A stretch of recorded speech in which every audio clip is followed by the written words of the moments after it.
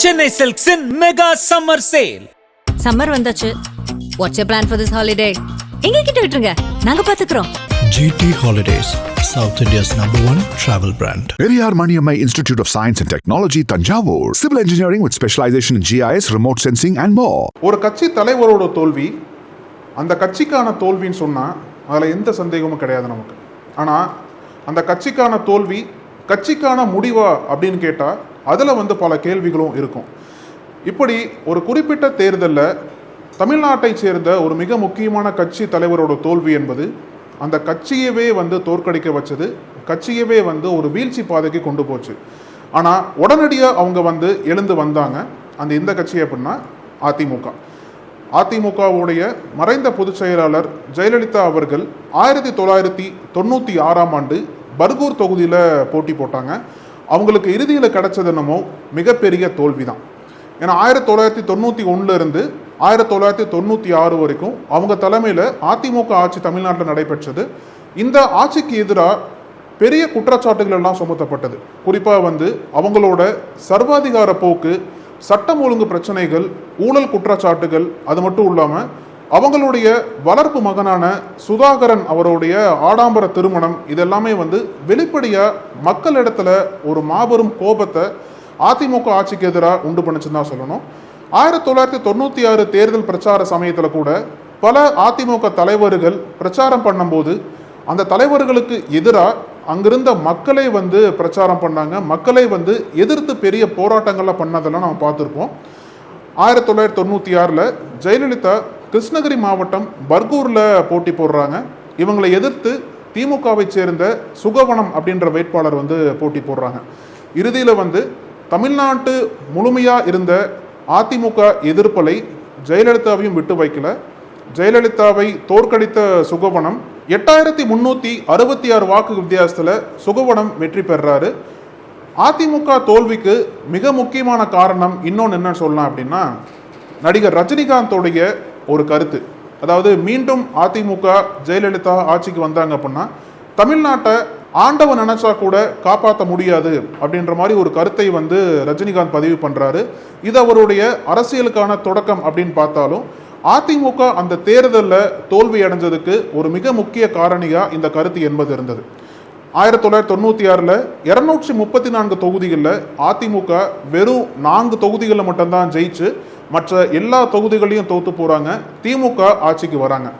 திமுக ஆட்சிக்கு வந்த உடனே பல குற்றச்சாட்டுகளை, பல குற்ற வழக்குகளை அதிமுக மீது சுமத்துறாங்க. ஒரு புறம் அதிமுக வீழ்ச்சியை நோக்கி போனாலும், கட்சி தலைவரோட தோல்வி கட்சியோட தோல்வியா பார்க்கப்பட்டாலும் அந்த கட்சியோட முடிவா அது அமையல. ஏன்னா அடுத்த 2 ஆண்டுகளில் 1998ஆம் ஆண்டு நடைபெற்ற பொது தேர்தலில், அதாவது லோக்சபா தேர்தலில் ஜெயலலிதாவும் பாஜகவும் கூட்டணி சேர்ந்து தமிழ்நாட்டில் மீண்டும் ஒரு வெற்றியை அவங்க பெறுறாங்க. அதே மாதிரி 2001ஆம் ஆண்டு நடந்த சட்டமன்ற தேர்தலில், 5 ஆண்டுகள் கழித்து நடந்த சட்டமன்ற தேர்தலில் மீண்டும் ஜெயலலிதா ஒரு மாபெரும் வெற்றியை பதிவு பண்ணுறாங்க. திமுக ஆட்சியை வீழ்த்தி மீண்டும் அவங்க ஆட்சிக்கு வராங்கன்னு சொல்லணும். அந்த அளவிற்கு ஒரு புறம் கட்சியோட வீழ்ச்சியை தவிர்க்க முடியாது இருந்தாலும் ஜெயலலிதாவுடைய தொண்டர்கள், நிர்வாகிகள், கட்சியோட செல்வாக்கு என்பது கிரவுண்ட்ல குறையாம இருந்தது. அதனோட வெளிப்பாடு தான் 2001ஆம் ஆண்டு ஜெயலலிதா வெற்றி பெற்றதுக்கு மிக முக்கிய காரணம் இருந்ததுன்னு சொல்லிட்டு இன்னை வரைக்கும் பேசப்பட்டிருக்கு. அதனால எல்லா தேர்தல்களையுமே எல்லா தேர்தல் தொடர்பான பல செய்திகளுமே பர்கூர் தொகுதியும் ஜெயலலிதாவோட தோல்வியும் இன்றளவும் பெருசா பேசப்பட்டு வரும்னு தான் சொல்லணும். வெறும் 87 வாக்கு வித்தியாசத்தில் பெரிய தலைவர் ஒருவர் தோல்வி கண்ட தேர்தல் தான் 2016 தேர்தல். மக்கள் நல கூட்டணின்னு ஒரு பெரிய கூட்டணி அமைச்சு அதில் 25 இடங்களில் விசிக போட்டியிட்ட போது காட்டுமன்னார் கோவில் தான் நமக்கு சரியான தொகுதின்னு விசிக தலைவர் திருமாவளவன் தேர்ந்தெடுத்தார். அந்த தொகுதியை அவர் தேர்ந்தெடுக்க காரணம் ஆதி திராவிடர் மக்கள் பெரிய அளவில் வசிக்கக்கூடிய ஒரு தொகுதி. அதே மாதிரி வன்னியர் சமூகத்தை சேர்ந்தவர்களும் அந்த தொகுதியில் அதிக அளவில் வசிக்கிறாங்க. அடிப்படையில் அது ஒரு தனி தொகுதி அப்படிங்கிறதுனால நீண்ட நெடுங்காலமாக அது விசிகாவின் கோட்டையாக இருந்துட்டு வருது. இதில் ரவிக்குமார் போட்டியிட்டு வெற்றி பெற்றிருக்கார். சமீபத்தில் சிந்தனை செல்வன் அங்கே 2021 வெற்றி பெற்றவர். அது மாதிரி திருமாவளவன் 2016 போட்டியிட்டு 87 வாக்குகள் வித்தியாசத்தில் தான் தோல்வியை தழுவுறாரு அதிமுக வேட்பாளர்கிட்ட. அப்போ அந்த 87 வாக்குகள் வித்தியாசம் அப்படிங்கிறது இதில் 2 ஃபேக்டர் பிளே பண்ணியிருக்கு. ஒன்று தபால் ஓட்டு, இன்னொன்று இவர் பேரிலேயே நின்ன டி திருமாவளவன் அப்படிங்கிற ஒரு சுயேட்சை வேட்பாளர். இந்த தபால் ஓட்டு சரியான ஓட்டு இல்லை, செல்லாத ஓட்டு நிறையா போட்டுட்டாங்க அப்படின்னு கிட்டத்தட்ட 100க்கும் மேற்பட்ட ஓட்டுகளை எண்ணாமல் விட்டதாக பின்னாட்களில் புகார்கள் எழுந்துச்சு. அதே மாதிரி டி திருமாவளவன் அப்படிங்கிற ஒரு சுயேட்சை வேட்பாளர் பிரித்த ஓட்டுகள் மட்டுமே கிட்டத்தட்ட 287 ஓட்டுகளை அவர் வாங்கியிருக்கார். அந்த டி திருமாவளவன் இவரும் தொல் திருமாவளவன் இவரும் டி திருமாவளவன் அப்படிங்கிற அடிப்படையில் அந்த 87 வாக்குகளை இப்படியெல்லாம் பிரிவடைஞ்சு அந்த தேர்தலில் அவர் மிகப்பெரிய ஒரு தோல்வியை சந்திக்கிறாரு. ஆனால் கம்மியான மார்ஜினில் தோக்குறாரு. விசிகாவின் கோட்டையிலேயே விசிக தலைவர் திருமாவளவன் தோற்கடிக்கப்பட்ட அந்த தேர்தல் இன்னைக்கு வரைக்கும் அந்த 87 வாக்கு வித்தியாசத்துக்காக நினைவு கூறப்பட்டுக்கிட்டே இருக்கு. இந்த தொகுதியில் தான் திருமாவளவன் இந்த முறை போட்டியிட இருக்கிறார் அப்படிங்கிற தகவல் வெளியானுச்சு. 2026 தேர்தலில் காட்டுமன்னார் கோவிலில் திருமாவளவன் போட்டியிடுறாரு. அவரது எம்பி பதவி அங்கே இருக்கு. அவர் ஜெயிச்சு வரும்பொழுது எதை ரிசைன் பண்ணுவார், யாருக்காக அவர் எப்படி பண்ணுறாரு, ஆட்சி ஸ்திரத்தன்மையாக இருக்காதுன்னு நினைக்கிறாரோ அப்படிங்கிற பலவிதமான விஷயங்கள் எழுந்தபோது திமுக தரப்புலையும் இது குறித்த விவாதங்கள் எழுந்தபோது திருமாவளவன் காட்டுமன்னார் கோவிலில் போட்டியிட மாட்டேன் அப்படிங்கிற அறிவிப்பை இந்த தேர்தலில் எடுத்தார். அதையடுத்து அங்கே காங்கிரஸில் இருந்த முன்னாள் பெரிய ஒரு தலித் சமூகத்தை சேர்ந்த தலைவர் இளையபெருமானுடைய மகனுக்கு அந்த வாய்ப்பை கொடுக்கிறார், ஜோதிமணிக்கு. அவங்க அந்த தேர்தலில் போட்டியிடுறாரு. காங்கிரஸில் இருக்கிற ஒருத்தர் விசிக சின்னத்தில் போட்டியிடுறது இதுதான் முதல் முறையாக இந்த தேர்தலில் மிகவும் அரிதான ஒன்றாக பார்க்கப்படுது. இதில் விசிகாவினர் மத்தியிலே குமுறல்களும் இருந்துச்சு. ஏன்னா 8 தொகுதிகளில் நம்ம கஷ்டப்பட்டு போராடி வாங்கியிருக்கோம். ஆனால் அதில் இவர் ஒன்றை காங்கிரஸ் கொடுத்துட்டாரே அப்படின்னு. இப்போ திருமாவளவன் சொல்ல, இதுக்கு முன்னாடி நான் பலமுறை இந்த மாதிரி பண்ணியிருக்கேன், வெவ்வேறு காலகட்டங்களில் வெவ்வேறு முகங்களுக்கு வாய்ப்பு அளிக்கிறோம், இது அப்படி தான் பார்க்கணும் அப்படிங்கிற வகையில் திருமாவளவன் சொன்னார். ஆனால் கடைசி சுற்று வரைக்கும் முன்னிலையில் இந்த தேர்தலில் 2016 இருந்த திருமாவளவன் கடைசி நேரத்தில் என்னப்பட்ட தபால் வாக்குகளால் தான் இந்த தோல்வியை தழுவுகிறார். அதற்கப்புறம் நிறைய வழக்குகள்லாம் பதிவு செய்யப்பட்டுச்சு. அங்கே தேர்தல் நடத்தின அதிகாரி மீது வழக்கு பதிவு செய்யப்பட்டுச்சு. ஆனாலும் அந்த தேர்தல் கடந்து வந்துட்டாங்க. கிட்டத்தட்ட 2006 இங்கே ரவிக்குமார் வெற்றி பெற்று இருந்தாலும் 2011 அவர் அதிமுக வேட்பாளர்கிட்ட தோல்வி அடைகிறார். இப்போ 2026 இவங்க தான் வெற்றி பெறுவாங்க அப்படிங்கிற பல கருத்து கணிப்புகள் வெளியாகிட்டு இருக்கு. இன்னைக்கு தேர்தல் முடிவுகள் வெளியாகிட்டு இருக்கு. இன்னும் சற்று நேரத்தில் அது குறித்த முடிவுகள்லாம் நமக்கு தெளிவாக தெரிஞ்சிடும். 2021 திமுகவுக்கு ரொம்ப முக்கியமான ஒரு தேர்தல். ஏன்னா கடைசியாக 2006 தேர்தலில் தான் அவங்க வெற்றி பெற்றாங்க. கிட்டத்தட்ட 10 வருஷம் கழித்து 2021 தான் வெற்றி பெற்றாங்க. 2011 2016 அதிமுக தான் வெற்றி பெற்றுச்சு.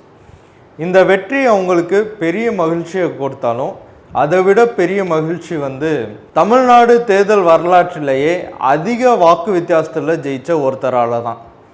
அதை பற்றி தான் நாம் இப்போ பார்க்க போகிறோம். திண்டுக்கல் மாவட்டம் ஆத்தூர் தொகுதியில் திமுக சார்பாக அமைச்சர் ஐ பெரியசாமி போட்டியிடுறாரு. அப்போ அவர் முன்னாள் அமைச்சர். அவரை எதிர்த்து அதிமுக கூட்டணியில் பாமக சார்பாக திலகபாமா போட்டியிடுறாங்க. இன்னைக்கு பெரம்பூர் தொகுதியில் அதே பாமக அதிமுக கூட்டணியில் போட்டியிடுற திலகபாமா தான் அவங்க. இந்த தொகுதியில் மொத்த வாக்காளர்கள் 2,91,442 பேர். அதில் பதிவான வாக்குகள் 2,28,376. நாம் தமிழர் கட்சியை சேர்ந்த சீமோன் ஜஸ்டின் அவர் 17,168 வாக்குகள் வாங்குறாரு. அதிமுக கூட்டணியில் இருக்க பாமக வேட்பாளர் திலகபாமா 30,000 வாக்குகள் கிட்ட வாங்குறாங்க. திமுக வேட்பாளர் ஐ பெரியசாமி 1,65,809 வாக்குகள் வாங்குறாரு.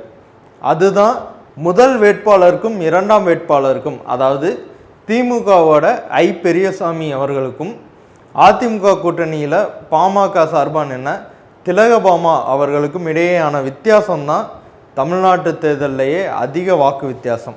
எத்தனை வாக்கு வித்தியாசம்னா கிட்டத்தட்ட 1,35,000 வாக்குகள் வித்தியாசம். இதுதான் தமிழ்நாடு தேர்தல் வரலாற்றிலேயே ஒருவர் அதிக வித்தியாசத்தில் ஜெயிச்ச தொகுதி. அந்த பெருமைக்கு உரியவர் ஐ பெரியசாமி. நக்கீரன் டிவிக்கு சப்ஸ்கிரைப் செய்யுங்கள். உங்கள் ஆதரவே எங்கள் பலம். ஆசிரியர்களுக்கு நண்பனாகவும் மாணவர்களுக்கு ஆசானாகவும் திகழும் தேர்வு வழிகாட்டி. ஒவ்வொரு பாடத்திற்கும் அனுபவமிக்க ஆசிரியர்களின் துல்லியமான தெளிவான விடைகள். CNC இருக்கு, தேர்வு பயம் எதற்கு? இது தீரன் பப்ளிஷிங் ஹவுஸ் விற்பனை வெளியீடு.